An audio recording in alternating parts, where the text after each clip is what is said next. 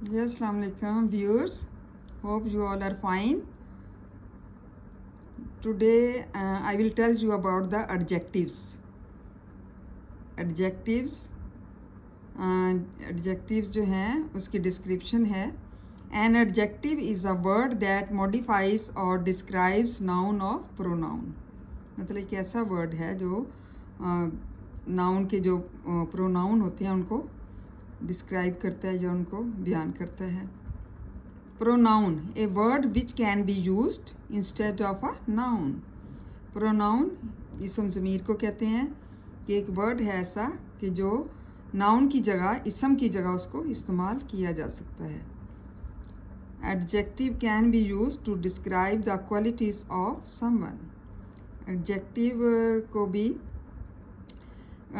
qualities जो है वो खूबियाँ बयान करता है. Can be used to describe मतलब एडजेक्टिव जो है वो खूबियाँ बयान करने के लिए, किसी की खूबियाँ बयान करने के लिए इस्तेमाल किया जाता है adjectives. Thank you so much viewers. Hope you like this one and you know about the description of adjectives.